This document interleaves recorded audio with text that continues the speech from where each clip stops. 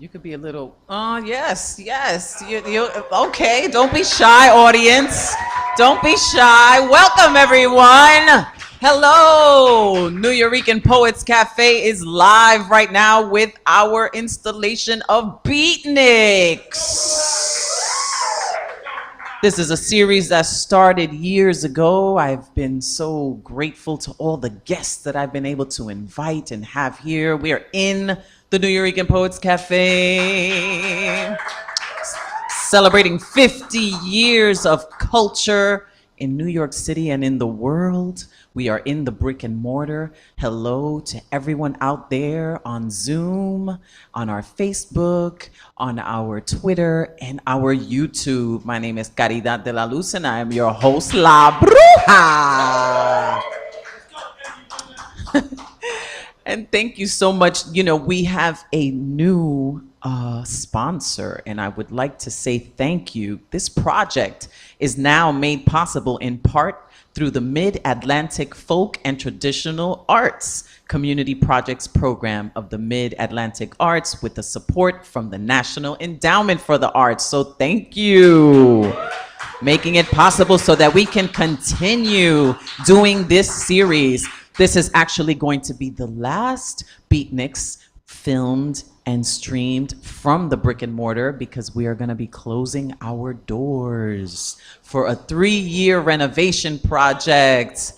Nuyorican construction is going to begin, and we are going to be closing our doors on Halloween night. It's the 50th anniversary on Halloween, so at the stroke of midnight, we are going to celebrate with champagne and then close our doors for a new era.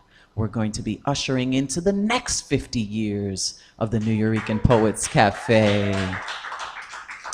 Absolutely incredible, unprecedented. This is what we do. I want to give acknowledgement and some support. We're going to send some vibes out, some positive vibes and light to one of our features, Miriam Gulba. She's not able to join us today. She was called to the bedside of an ailing relative who may be passing at this moment. So we're sending her energy. She's all the way out in California. We're missing her. She is tremendous, and I certainly wanted to highlight her work. So I am going to just read her bio so that you know who it is that we were featuring today, and you can, on your own time, go and look into her work. She is the author of Creep, Accusations and Confessions, an essay collection described by the Los Angeles Review of Books as one of the best books of the decade.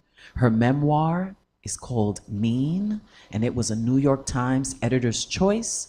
Gulba's writing has been published by the New York Times, the Los Angeles Times, The Believer, and many other publications.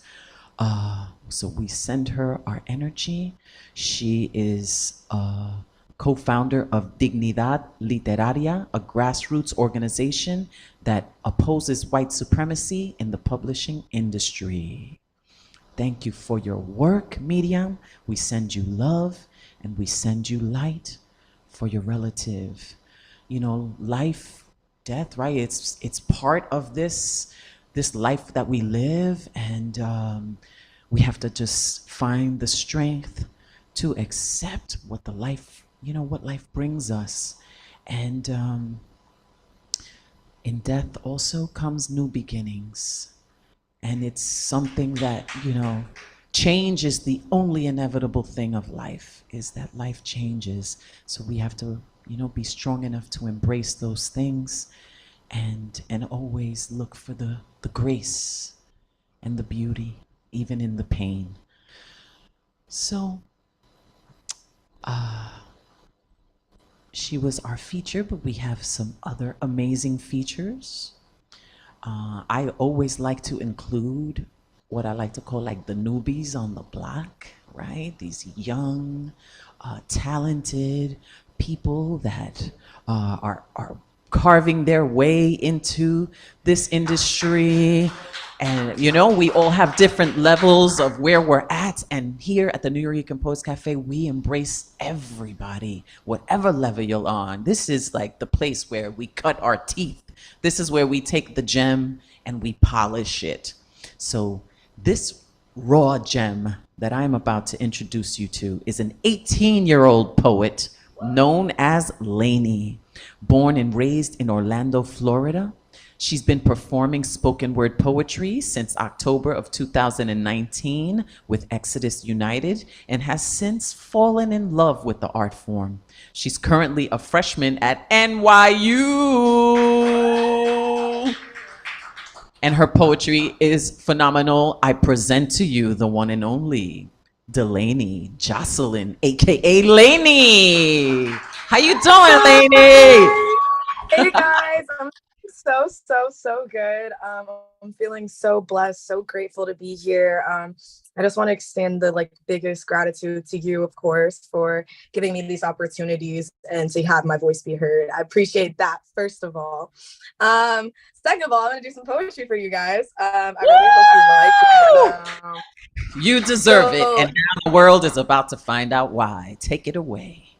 You are so sweet. Okay, so with these poems, so excited so I can actually talk about my poetry. So this first poem is called "The Point is the Poet." I wrote this poem while I was at a slam back in my hometown of Orlando, because I noticed that as a poetry community, we have a tendency to almost glorify and romanticize and applaud people who seem to be struggling, and perverting their trauma and giving it to us rather than people who are actually healing. And so in that dialogue, I decided to write this poem. So I really hope you like it. I was birthed on these stages. Little ones in Orlando, to be specific, started off at events till I fell to nervousness. Open mics felt more intimate. I still remember the first time I found my voice. Applause startled me. Ain't even know the world was allowed to like me, let alone applaud me. I found it appalling, even startling. A Black girl broken out of bondage who wasn't bleeding blue. Who would have knew? I had no clue. How could I not love what I do? I mean, don't you love it too? I could cut the rhymes and keep this old school because baby poet Lainey hated to sound like Dr. Seuss, sound no use. Now I see each poetic device as a way to untie my noose. And ooh, I think that bar was hard. And I think my old habits die harder, like trying to beat my alma mater, because we don't mention what happens to the poets when they step off the scene. We applaud them as they step up, but we shrink as they leave, yet we were all raised on button poetry. Youth speaks where poets scream so you can see their arteries. I followed suit, took my place, won a few slams, called it a day, then a few more, watched money pour, paid no attention when my pride hit the floor and did it all over again. I'll be the first to admit I fell into a small addiction, obsessed with the sense of winning, wondering how I got so distant from this stage. Did I fall in love with the smiling faces, running right into my mentor's arms, asking if she's proud of me, and she says, "Go off, young queen." And so I did it without even thinking, making poems that were record breaking, trying to lead my team like Moses, but nobody ever stops to check on the poets. So what happens after they win? Is reliving their trauma worth a 10? I said, is reliving my trauma worth a 10? Because the points ain't the point. The point is poetry. So I find it funny when my poems get reduced to a time penalty, like how you asked me to come on stage, relive what's killed me already, then tell me that was fire, but 10 seconds too steady. Yeah, I was raised on these stages. Grew up in Poets Café, watching legends like Rudy and Ebony, wondering what it took to be great. And it turns out it will not give as much as it takes, because it takes carving pain out of your palms and letting your pen turn it into poetry, hoping the snaps will drown out the cracks inside the back of your brain as it slowly drives you insane. Make a quick dime off your pain, walking off stage deranged, but the point ain't the point. The point is poetry. So why don't we give out tens to those who achieve healing? Why the one time I wrote about forgiving my demons was the one time I ain't had the crowd reeling? It's an interesting feeling. And so I ask you, where do we draw the line? What's the difference between trauma porn and a poetic device? I notice closed eyes, because now y'all ain't listening. This topic controversial, wanna fast forwards, get past me, go to commercial, slide me to the side for tonight, lift me back up when I say what you like, but it's all right. I don't seek revenge, but when I break down on stage for the crowd at then, because we call ourselves poets, a community. But do we only care about our pain when it's inside a soliloquy? I said, Does our pain only have value when we make it sound pretty? Because how many of us gonna check on the poet after the show? And how many suicide poems do we hear before we hear an obituary? Or do we just call them a beast and not ask what demons they had to release to be a master of poetry? So why does it take screaming for you to hear me? I said, why does it take screaming for you to hear me? Must I huff and puff and blow myself down for you to understand that these aren't just words out loud, that this could be my cry for help? So when will we answer the phone? And how many times do we say no? And how often will we ask for more? And how many poets will we watch go before we realize the points ain't the point? And the points ain't the poetry. The point is the poet that lives within you and me. Thank you. Thank you guys so much. So that point.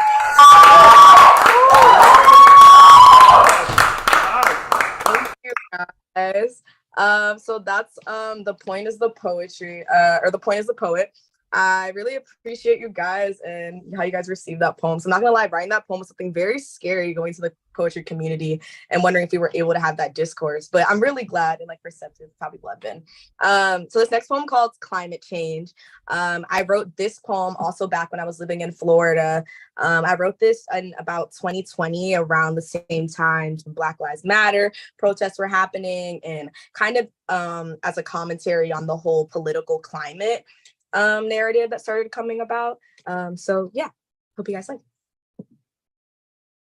Florida kids are not strangers. To the fiery glare of the sun are already acquainted with the sizzling sidewalk, slicing their skin and the sunlight beaming, daring them to step into its lion den and catch a resident Florida kid, standing in the den like it's a petting zoo, wearing hoodies in 90-degree weather, claiming they ain't hot and they mean it, but bring a northerner down south and they don't know how to act. They got on shorts in 60-degree weather while we got on 3 layers, but we all know they just ain't adjusted yet.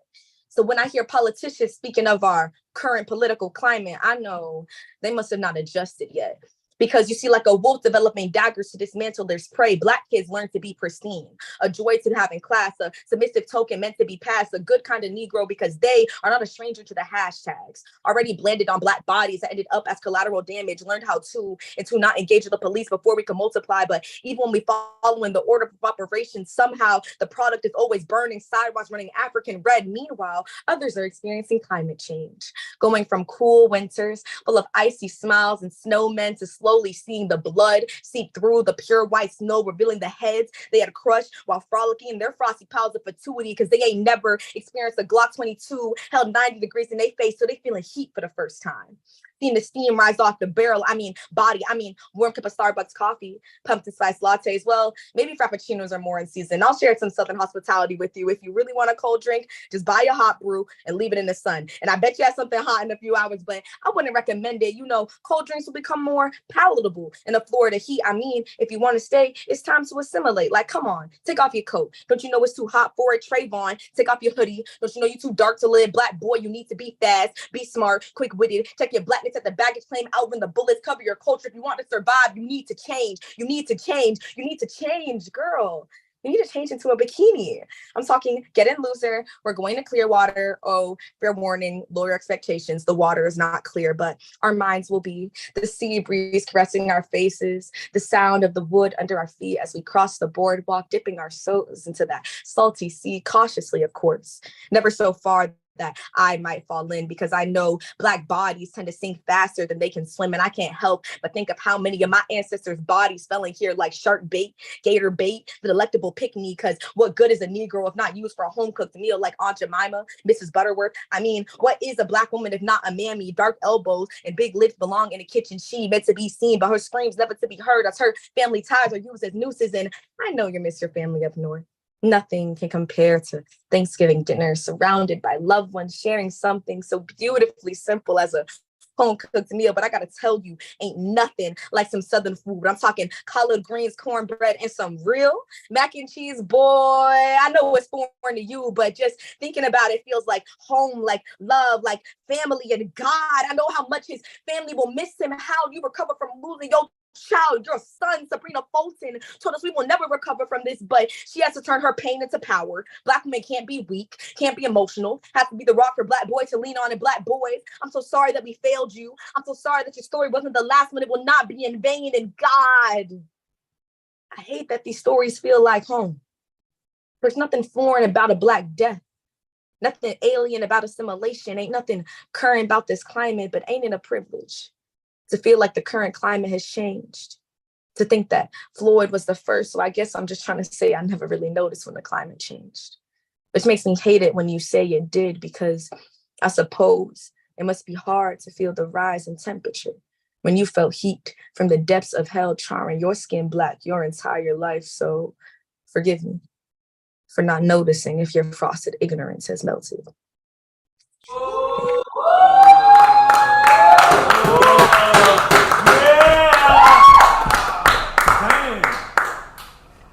Thank you guys.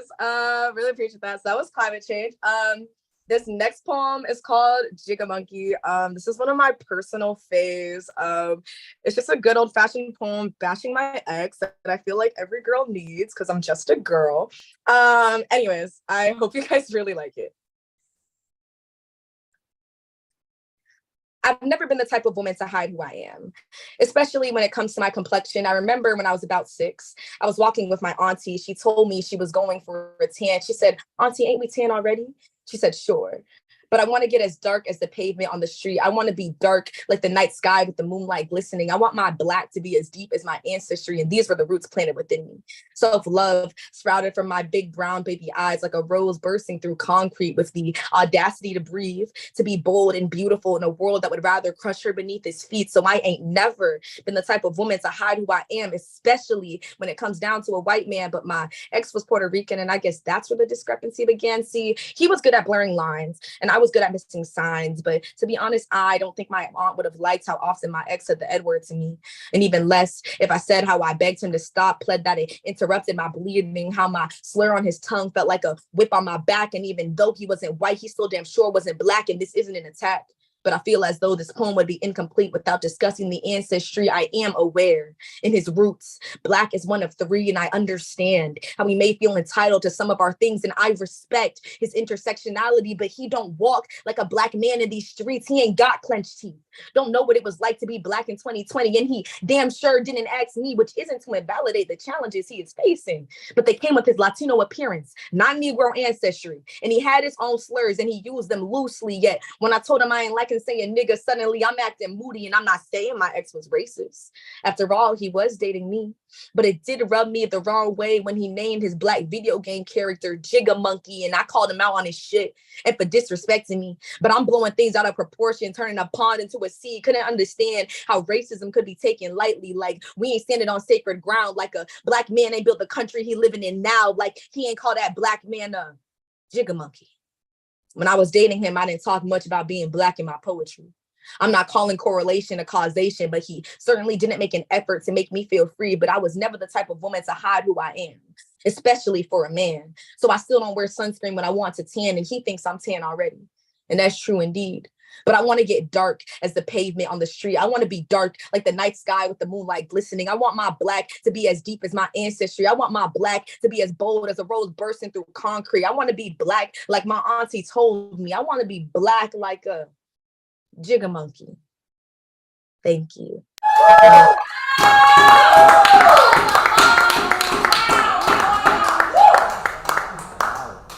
Thank you guys. Thank you guys. Okay, I only have 2 more poems. So these next 2 poems, I want you guys to like bear with me.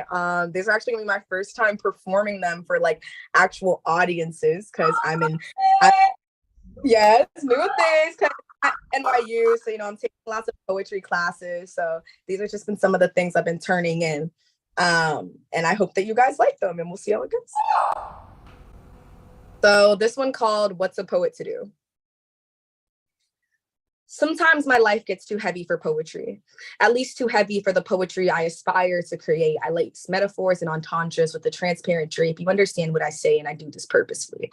I believe poetry should be free, nearly easy, accessible to all those who wish to receive. You shouldn't need a degree to understand me. A real poet can layer their skills on top of simplicity, but this time I'm not sure that I want you to hear me.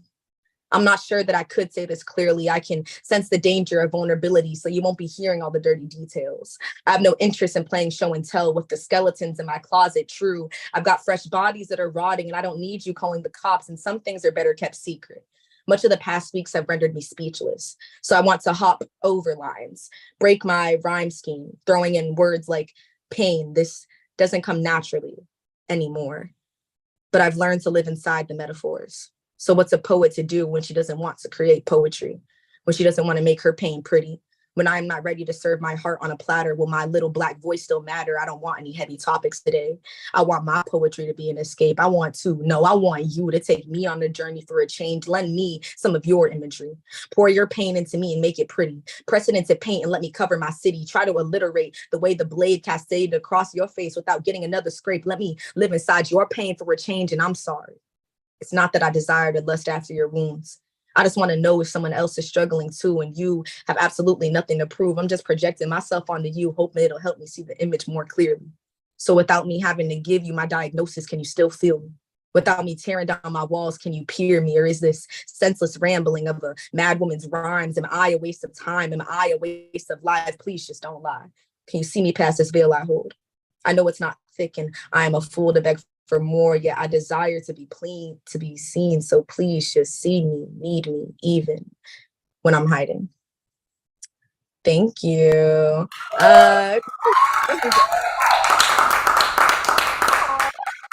Hearing you guys clap made me feel better. That poem's different.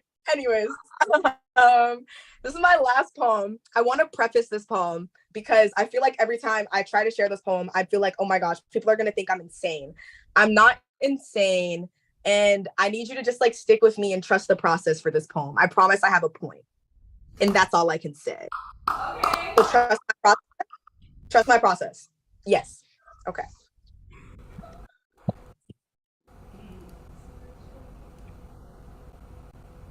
Fucking is meaningless. Please hear me out. I'm not here to undo the sex revolution, just to point out our delusions. My conclusion is fucking is meaningless. No, really. I mean, to what sentence does it add anything? We throw it in when we feel we're reeling, but does it truly build upon our feelings or just take us to the precipice of meaning?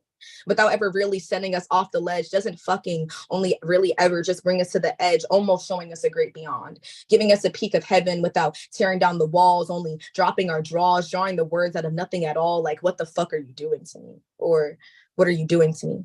Is there any difference between our future and our history? Like, does fucking really mean anything? Man, fucking is meaningless. But I feel elitist to try and deny. We both know the reason why. We still place fuck between the lines. We like the way it slides, seems to provide, gives a glimpse of life, even if it's a lie, because fucking feels nice. Like, why say love me when I can say fuck me? Why say hold me when I can say control me? I mean, isn't that what they want anyways? For me to be loud at night and quiet during day? Like, I thought you wanted to see my fuck me face. I thought you wanted to see me today.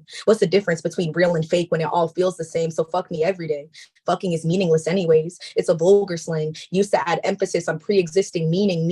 We needed something before we started feeling like maybe if we do it again, it can be closer to the real thing. Maybe if I let you inside, you'll start to feel me. Fuck me harder today.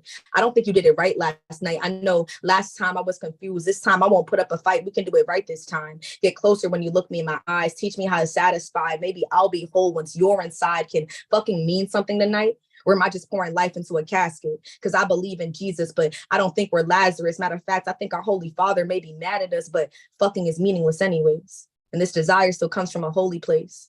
Even when I want to do unholy things, I know how much peace two souls can bring, but real love's hard to find these days. Fake shit brings joy than pain, and we can make this all go away. Fucking's meaningless. So who gives a fuck anyway? Thank you.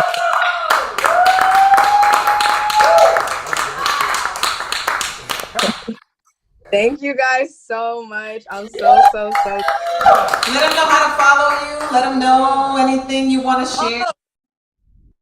So real. Okay.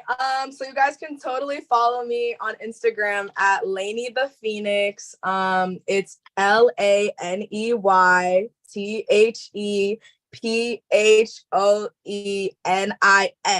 Yeah, I can spell Phoenix. I'm proud of me. I'm really grateful for being here, and thank you guys so much. Thank you, Lainey. Much love to Lainey. Incredible work. A blossoming poet, a teenager, rocking it. So happy to see that.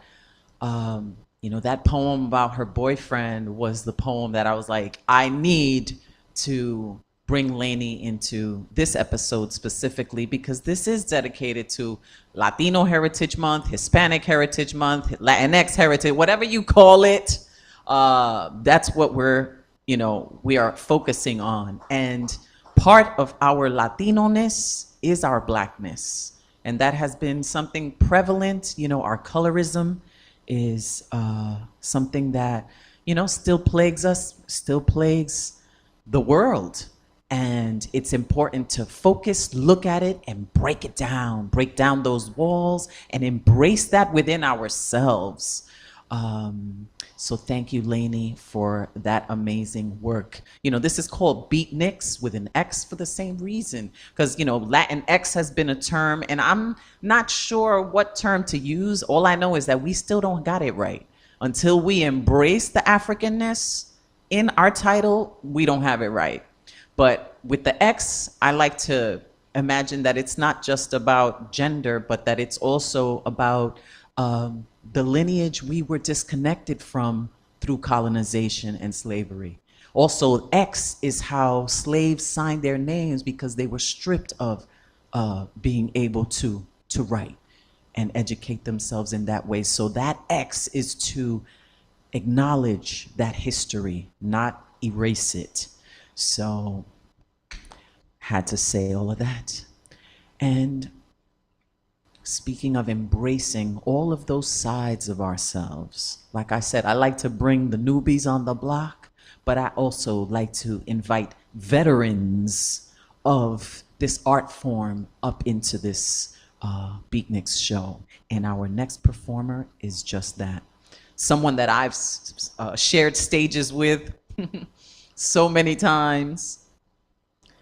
And he was born here in the Lower East Side, New York City.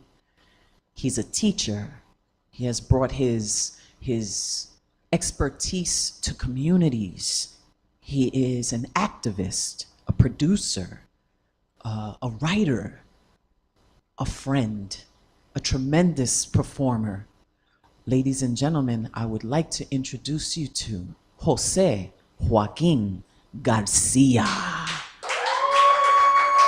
A pregonero from the Pregones Theater Ensemble, Puerto Rican Traveling Theater.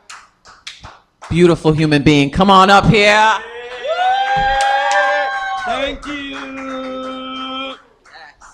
Black power, white power, Puerto Rican power. I said it, I meant it, I even represent it.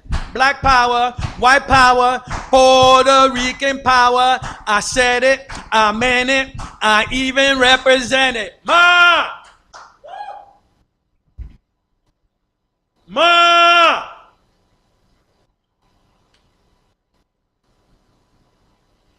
Ma! Tírame la llave. Bendición, mami. Te quiero mucho, pero no es joda tanto, coño. Te quiero mucho. Bendición, abuelo Carlos, abuela Lisa. Don Estrudis, doña Catalina, tío Jafi, titi Nilsa, tío Domingo, tío Adolfo, titi, siempre me olvido de ella, titi Adolfo, titi Monza, tío Calito, titi Ángela, Manuel Lebrón, Pura, Apello, Abraham Lindo Kendo, Gloria Lee, por favor de cuidar a Joaquín, a Kiki, Luisito, Jennifer, a Xiomara, Nicolás Amor y Jennifer, por favor de cuidarlo todos ustedes. Hello, my name is Jose Joaquin Garcia, and I was born in the Lower East Side, and I'm here to tell you, there's nothing romantic about the ghetto. Ain't nothing romantic about the ghetto. When I was 5 years old, this is the first poem that I learned. My name is Bungo. I live in the jungle. I make $5 a week. I give it to Lucy. She give me some pussy every day of the week. Now you can knock me down for rap, but I can connect that poem to the prisons in our neighborhood. Because when I entered kindergarten, it was 1969. 1969 here in the Lower East Side is when heroin flooded the Lower East Side. There were only at least no more than 170,000 people imprisoned. That was the beginning of the imprisonment of us. And I was born on Rivington Street. And Rivington Street is also the place where John Garfield of The Postman Always Rings Twice is from. It's the Lower East Side. It's where James Cagney was born. It's where Edward G. Robinson. So when you see Public Enemy and you see James Cagney do that cara así, that's that LES look. Like that. And lucky for me, I survived the Lower East Side with my AM radio. I was never without a radio. And I used to listen to my radio all the time. And if we had a transistor radio, you had this little battery that was a square. And a lot of times I would wait up for songs. And I know y'all don't know what it means to wait for a song. And my song was, if you could read my mind, love, what a tale my thoughts could tell. Just like an old-time movie about a ghost from the wishing well. And I know now that I love that song so much because no one in my life ever asked me when I walked through the door, how was your day today? So that song really struck me. And most of the time, the song, I would fall asleep before it would come on. The radio would fall off of the bed. I'd pick it up. It would be dead. I'd go to outside, which was right outside between 4th and 5th. My dad worked in una ferreteria, a hardware store. I go, papi, se me gastó la batería. And he would give me a new battery. And I would, if you could read my mind, love. Now, I also grew up with a real love of school because my father was from Naguabo, Puerto Rico, okay? These were jibaros, and those people were mean, okay, to each other. And in my house, and my mom comes from Añasco, Puerto Rico, and I will tell you, there was no nostalgia in my house about Puerto Rico. As a matter of fact, whenever we brought up the idea of them returning, they shuddered. And it isn't until now, in retrospect, when I tell myself, I couldn't imagine the poverty in Puerto Rico that these people left behind. There were no flags in my house. Okay, when Roberto Clemente died, which is just now the name of the school that I graduated from, elementary school, I didn't even know who he was when he died. But when I stepped outside, my neighborhood was in mourning. And I remember stepping outside, and there was such a sadness. I started crying. I didn't even know this man. And the feeling was such. And I love this city. I love this city, even though in the beginning of the last century, there were signs that said, no blacks, no dogs, no Puerto Ricans. But my radio was my thing. Eso fue lo que me gustaba. And I loved dancing. So in PS15, there was a love of teachers. And every time I had to go to school, there was always once a year, I'd have to go to the ferreteria, the hardware store. And I'd have to wait for my father to pack a beautiful gift for my teacher. He never had to do that. He just did that, because there was a love of education in my house. And I would bring it to the teacher. And because of that, I believed everything the teachers told me. In the 2nd grade, I had my picture taken, and I had these ruffles, and they were pink and stuff. And Miss Stern said, Jose, you look so handsome. I believed her. You know, when you're given compliments, sometimes you go, I was like, I am cute, I'm handsome, I must be. And in our auditorium, whenever it was raining or snowing, you would go into the auditorium, you couldn't play outside. We didn't watch movies, there was a record player. And they played 45s. And on the stage, the boys were to the left of the stage if you faced it, and to the right. And that would be,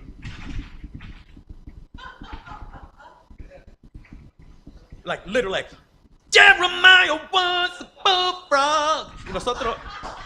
If there was a movie about the Lower East Side, there was a movie about my life. It would start the camera, it would show the outer space, it would show the galaxies. All of a sudden, it would zoom into the school, and all of a sudden, it would slowly go up, and all of a sudden, you would see black and brown legs, and zoom up, and you would see it just Puerto Rican kids with black kids. Now, I will tell you, we did not make a distinction between Puerto Rican kids and black kids. Remember, there was already Afro in the Latino, yo. My first 45 was Hot Pants by James Brown. Like, he spoke to me. That was, eso fue lo que yo sentía en mi corazón. That was my big thing, was records and music. And I can even connect songs to certain events in my life. I remember when Bruce Lee died. Now, that may mean like nothing to you, but you have to understand, we grew up watching movies, and who were the stars? Robert Redford, Paul Newman, these guys, blonde-haired guys. So when Bruce Lee came out, we were like, I see myself in this. Cool. I like this. And right here on Delancey, there used to be the Lowe's Delancey movie house, and we would watch double features. And when Bruce Lee came on, we used to go bananas, and we started getting into Chinese culture, yo. We were into the chopsticks. We were into getting our Chinese sandals. People don't, we forget, right? Chinese culture is really big in hip hop culture, yo. Okay, we were in the beginnings of that. And I remember, you know, like when Bruce Lee died, what was the big song? Touch me in the morning. Remember that, Diana Ross? Don't just walk away. So I know when I hear that song, that was 1973, Bruce Lee died.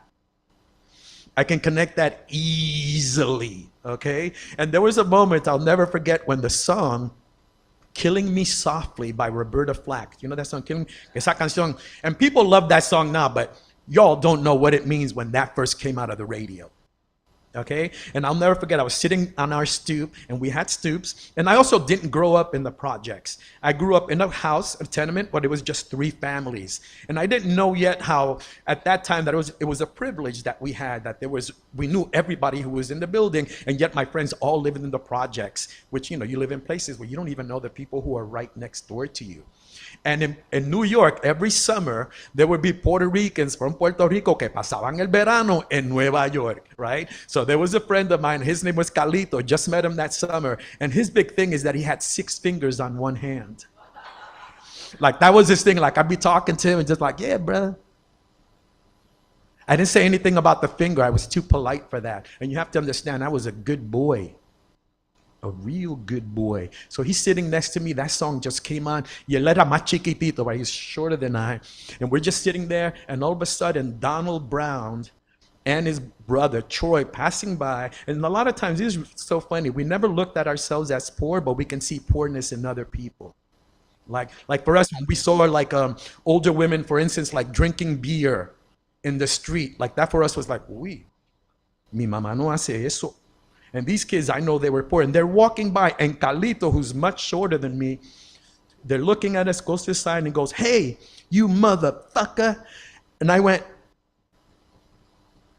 because he was that short, like, what are you? And all of a sudden, these 2 boys step up to the stoop. I'm like, oh, and all the cool teenagers are watching this play out.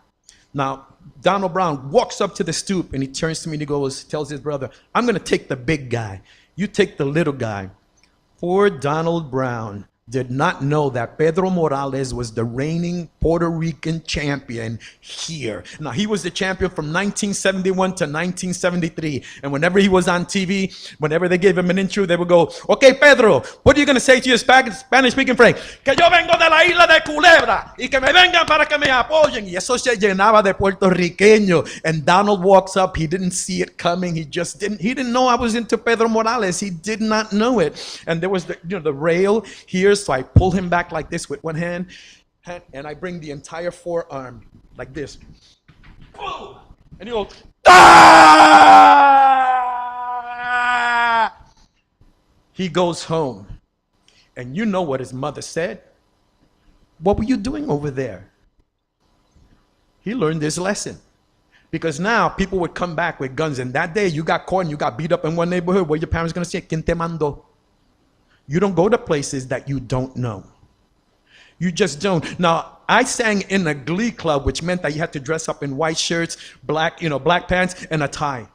And there was one where my mom forgot to buy me the shirt, so we had to wait for the store to open up, and then she quickly brought me a shirt, and when I put it on, it was this short, yo. Okay? And we were singing songs, and we were like, Puff the Magic Dragon, and I had to keep my arms like this. Puff the magic dragon lived by the sea. Because if I did this, then the sleeve would move up. I was like, Mommy, you just really messed my life up right now, right? And even though I sang in a glee club, it wasn't until Ralph Mercado, there was a series called The Partridge Family with David Cassidy, you remember? And he had the long, flowy hair. And this Boricua had that hair. I did not have that hair. I had kinkiness love, you feel me? But I'm watching him, and he's on the stage, and he's singing to the audience like this in our school. Puff the magic dragon lived by, y me dio un coraje. bad. And in my mind, I'm like, this motherfucker. How come I'm not up there? How come people are not watching? I never thought of myself of performing by myself, but that moment, me tocó. Like, it was really big. And then absolutely was sealed when my mom came to pick me up, and the assistant principal, Miss Horlick, came up. My mom came to pick me, y mi mamá que no hablaba ni pío de inglés. Or at least I thought at the time. I realized after she lived with me towards the end of her life that she spoke English completely understood it, but she didn't want to be put in any pressure. And it reminds me of slaves, right? When you pretend you're liking something, or you pretend you don't know something, because there was a lot of stress in my house. So this woman said, tell your mother that you're the best dancer in the school. Mami, ella dice que yo soy el mejor bailarín en la escuela. I believed her, yo. Like that. So now when I teach young people, and I go, when I tell you that you're really good, you have to believe it. And if you don't, you better get a therapist right now. Okay? But we also had the last of the Jewish-owned stores. Okay? Because I forgot to say, not only did heroin flood the Lower East Side in 1969, but in 1970, 1/3 of this population in the Lower East Side in 1 year left. And it isn't until now I realized that's why there were so many empty buildings. In 1 year, 1/3 of the population here left. And I had my radio. And I would be walking through the summer like this. And maybe we can cue up this one song. A lot of times when we're kids, we sing songs that we don't really know what we're singing about. But this one particular summer had like this sailor hat. And I would walk up and down the block like this.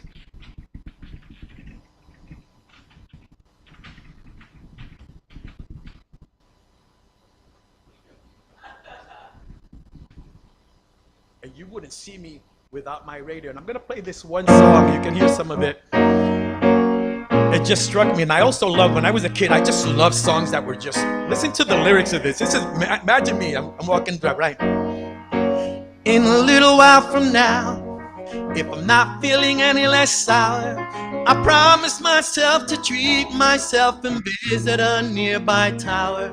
And climbing to the top, will throw myself off in an effort to make it clear to whoever what it's like when you're shattered, left standing in a lurch in a church where people saying, my God, that's tough. She stood him up. No point in us remaining. We may as well go home, as I did on my own, alone again.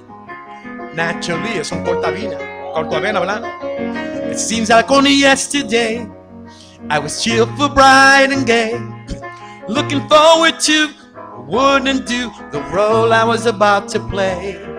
But as if to knock me down, reality came around, and without as much as a mere touch, knocked me into little pieces, left leaving me to start with a doubt so hardly broken. For if he really does exist, why did he desert me?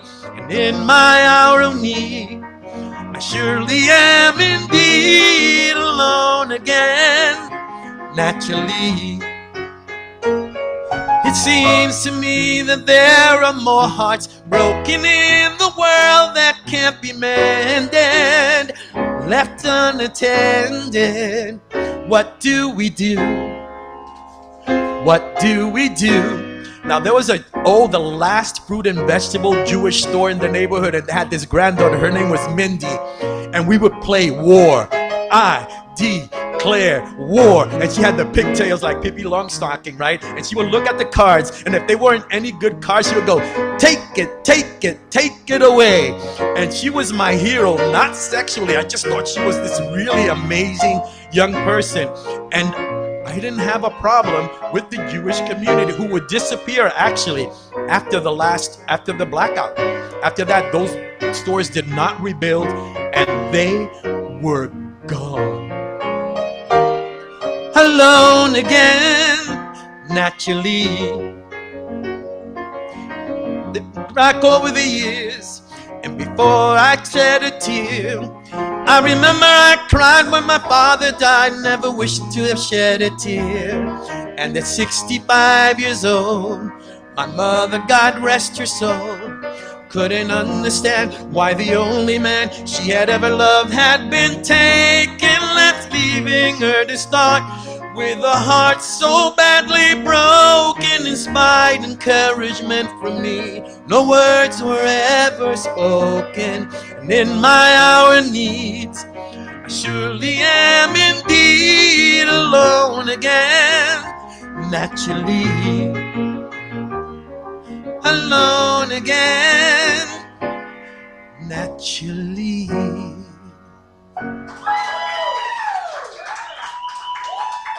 And I'm gonna end with this. In the 6th grade, como yo te dije, yo era un nene bueno. I'm sorry, I was a good Boy, like, you know, Miss Yancey, who heard me sing, at the 6th grade, there was no more programs in the school. They were all being pulled out. What used to be a glee club had just turned into a music class where you sat with lyrics and they played records.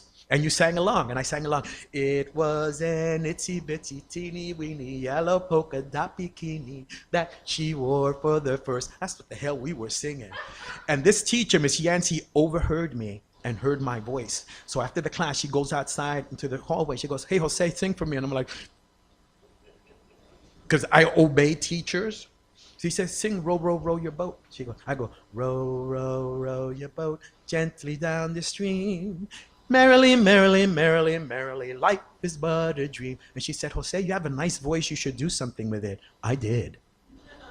Like right there, I told my mom where I was going to go in the 6th grade, which was PS 71, Junior High School 71, which is the Earth School, which I had heard that teachers were being thrown down the stairs. I was like, I ain't going there. Okay, I went there, but I want to connect it with this. This is the last story I'll tell. In the 6th grade, my teacher was Mr. Milstein, a wonderful teacher. Now, all the teachers at PS 15 were all white. There was one lone Latina, and her name was Lucy, who worked in the kitchen, but that was it. Now, these teachers were all kind, but I will say something about representation. Ooh, I wouldn't know about that till later in my life. Okay, till much later. So I had gone to the last Jewish-owned clothing store, and it was the first time that I felt that I was being watched. And I didn't know what to do with those feelings. So I go into my class, Mr. Milstein's class. There weren't a lot of people, and I'm going to my locker, and I went, "I hate Jewish people." And he walks over to me. I cannot tell you what he said. He was so gentle.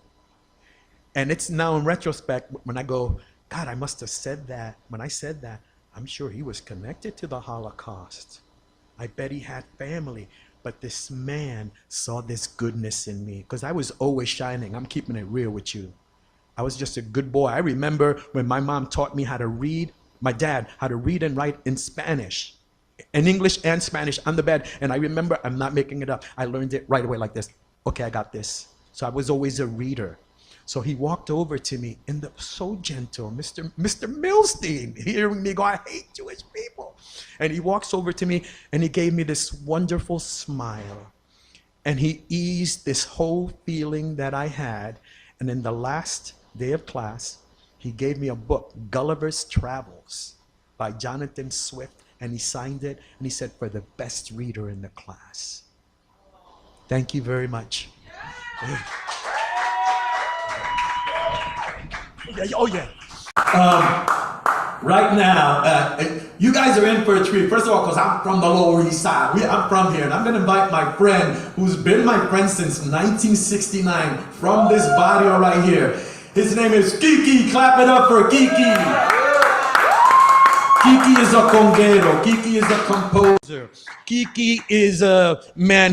We've just been tight. Every time he stayed here in the neighborhood while I went out, but every time we would come, we would get together. It was never about like, it was always like we were putting the record back on, and we would be so familiar with each other, right? And Kiki, is important that, not only does he perform here in the neighborhood, but here in the Lower East Side, when people pass, when they transition, This man is the person who goes to those funerals and plays songs. And that's a really important person in our community. And I love this man so dearly. And he's going to throw down this song that was originally written here in the Lower East Side. And we're going to close it with this. And Caridad de la Luz, thank you so much. You're so amazing, amazing, amazing. You're wonderful. Thank you so much. You hustling. Okay, here we go. And we're about to leave you with this last song. Okay, thank you, everyone here.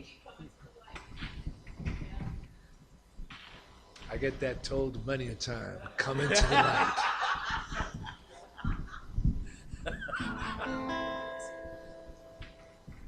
Perfectamente. Hola, mi gente. Yeah, come on, Kiki. Me llamo Kiki Cotto, again, Kiki. the Lower East Side, Let's born go. and raised. Y pa'lante, this song is called Lower East Side That Song.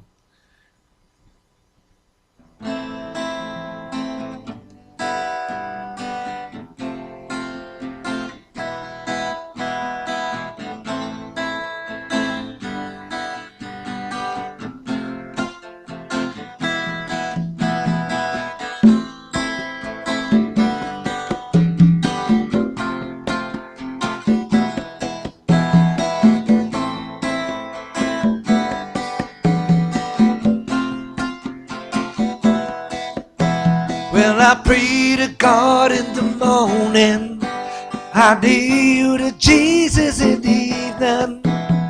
I drink my wine to ease my time and ease my time of grieving. And the children's cry, and the children's die, and the mother's wail, and the father's faith.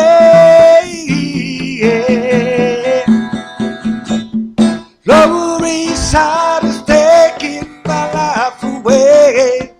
Hey, hey. I plan to leave, I plan it today. Lower East Side is taking my life away. Hey, hey. Not one damn block belongs to us yet. Not one damn block belongs.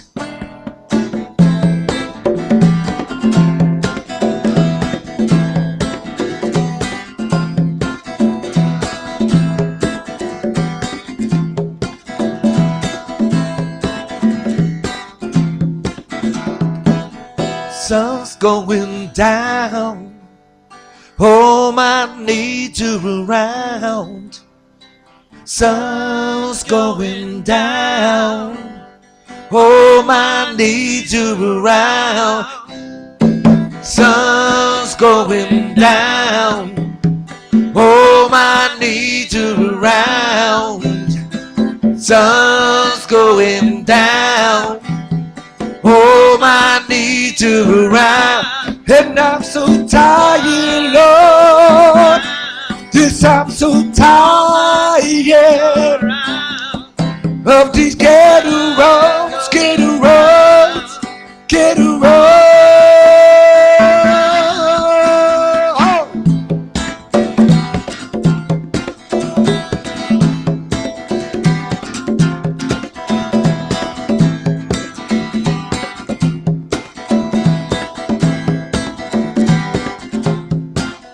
Sígalo.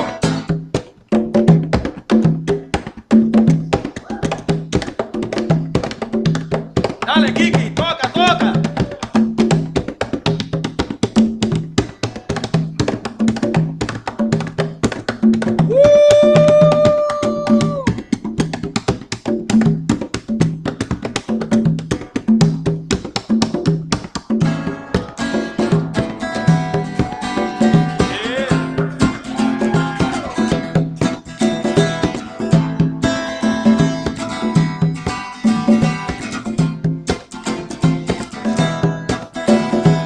Lower East Side is taking my life away.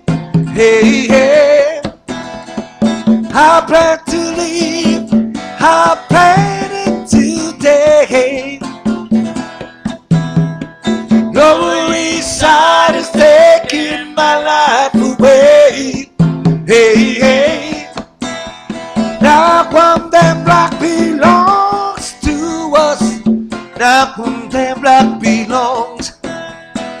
That one damn block belongs to us.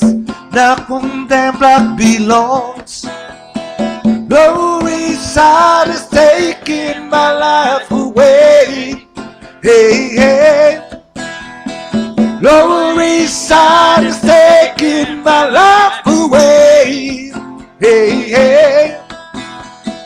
Lower East Side is taking my life away. Hey, hey. That one damn block belongs to us yet. That one damn block belongs to us, no.